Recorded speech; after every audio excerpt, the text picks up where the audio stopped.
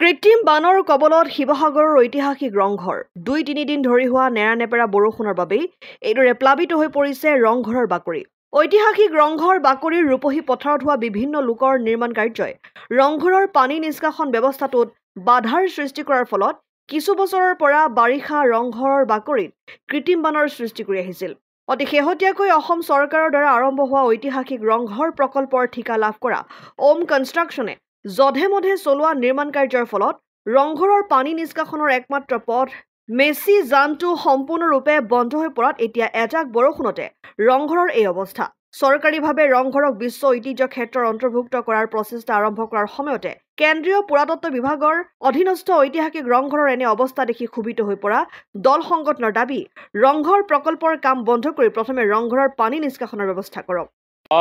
আগবাৰিষাৰ এজাক বৰষুণতেই ৰংঘৰৰ বাকৰি সাগৰ সদৃশ পৰিৱেশ হৈছে, এআঁঠু পানী হৈছে আৰু এই ক্ষেত্ৰত আমি বাৰম্বাৰ জিলা প্ৰশাসনক আমি দাবী জনাই আহিছিলোঁ, আমি কেন্দ্ৰীয় পুৰাতত্ব বিভাগক আমি দাবী জনাই আহিছিলোঁ যে ৰংঘৰৰ যিটো পানী নিষ্কাশন ব্যৱস্থা এই ব্যৱস্থাটো এটা সুন্দৰ ব্যৱস্থা জিলা প্ৰশাসনে কৰিব লাগে, কেন্দ্ৰীয় পুৰাতত্ব বিভাগে কৰিব লাগে। কিন্তু দুৰ্ভাগ্যজনকভাৱে এই ব্যৱস্থাসমূহ নোলোৱাৰ কাৰণে আজিৰ তাৰিখত ৰংঘৰৰ বাকৰি পানীৰে উপচি পৰিছে। অসমৰ মুখ্যমন্ত্ৰীগৰাকীয়ে এটা প্ৰচেষ্টা লৈছিলে, ৰংঘৰৰ সৌন্দৰ্য বৰ্ধনৰ এটা প্ৰকল্প তেখেতে ঘোষণা কৰিছিলে, পুঁজি আবণ্টন দিছিলে আৰু ওম কনষ্ট্ৰাকশ্যন নামৰ এটা কোম্পানীয়ে এই নিৰ্মাণ কাৰ্য ইতিমধ্যে আৰম্ভ কৰিছে। আৰু এই নিৰ্মাণ কাৰ্য পূৰ্বে চৰকাৰে আমাৰ পৰা কিছু পৰামৰ্শ বিচাৰিছিল শিৱসাগৰীয়া ৰাইজ দল সংগঠনৰ পৰা। আমি টাইপাৰ ফালৰ পৰা পৰামৰ্শ দিছিলোঁ, ব্যক্তিগতভাৱে আমি পৰামৰ্শ দিছিলোঁ যে যদি ৰূপহী পথাৰখনত যদি অপৰিকল্পিত নিৰ্মাণ কাৰ্য কৰে আৰু যদি পানী নিষ্কাশনৰ ব্যৱস্থাটো আগতীয়াকৈ নকৰে তেতিয়াহ'লে হয়তো বাৰিষা কালত ৰংঘৰৰ অস্তিত্বৰ প্ৰতি ভাবুকি আহিব। কাৰণ যোৱা 5 বছৰত আমি দেখিছোঁ যে এদিন দুদিন বৰষুণ দিলে এদিন এবেলালৈ ইয়াত পানী ভৰি থাকে। কিন্তু ৰূপহী পথাৰখন এতিয়া পুতি পেলোৱাৰ ফলত ইতিমধ্যেই মেচি জানটো বন্ধ হৈ গৈছে, পানী নিষ্কাশনৰ যিটো আগতীয়া ব্যৱস্থা আছিল। গতিকে এতিয়া ৰূপহী পথাৰখনৰ লগতে পুতি পেলোৱাৰ বাবে এতিয়া পানী হয়তো ইয়াৰ পৰা ওলাই যোৱা কোনো ব্যৱস্থা নাথাকিব আৰু বাৰিষাৰ নহওঁতে এই অৱস্থা সম্পূৰ্ণ বাৰিষাত হয়তো ৰংঘৰৰ ভূমিতলৰ মহলাটো হয়তো পানীত বুৰ যাব আৰু ৰংঘৰৰ অস্তিত্বৰ প্ৰতি ভাবুকি আহিব। যি সময়ত অসম চৰকাৰে ৰংঘৰকে ধৰি শিৱসাগৰ কীৰ্তিচিহ্নসমূহক লৈ শিৱসাগৰক বিশ্ব ঐতিহ্যৰ তালিকাভুক্ত কৰিবৰ বাবে প্ৰচেষ্টা আৰম্ভ কৰিছে, সেই সময়ত ৰংঘৰৰ এই দুৰৱস্থা অতিকৈ দুৰ্ভাগ্যজনক।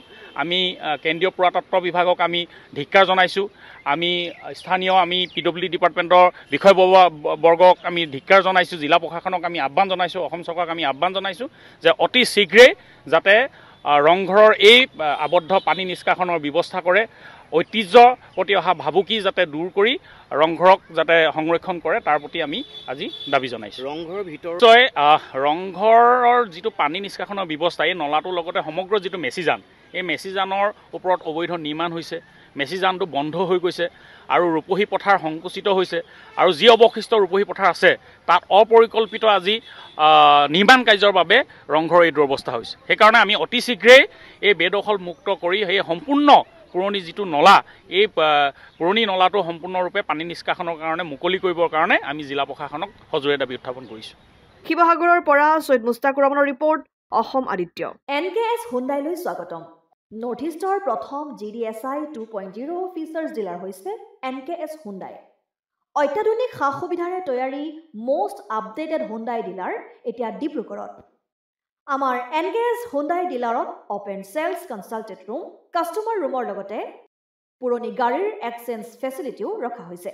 ইয়াত চেলছৰ লগতে ছাৰ্ভিচ ছেক্টৰৰ সুন্দৰ সুবিধা আছে। প্ৰয়োজনীয় সকলো এডভান্স টুলছ, হুইল বেলেন্সিং, এলাইনমেণ্টৰ অত্যাধুনিক machine, post hydraulic lift, fully train men পাৱাৰৰ লগতে nitrogen gas filling facility, fully automatic car washer ফেচিলিটিও আছে। লগতে NKS হুণ্ডাই ডিলাৰে কাষ্টমাৰসকলৰ সুবিধাৰ্থে মোবাইল ছাৰ্ভিচ ভেনৰো ব্যৱস্থা ৰাখিছে, য'ত হাইড্ৰলিক লিফ্ট, ৱাশ্বিং facility, wheel balancing, tyre pressure check কৰাৰ লগতে বহুখিনি সুবিধাই উপলব্ধ আছে। NKS হুণ্ডাইলৈ আহক আৰু সুবিধাসমূহ গ্ৰহণ কৰক।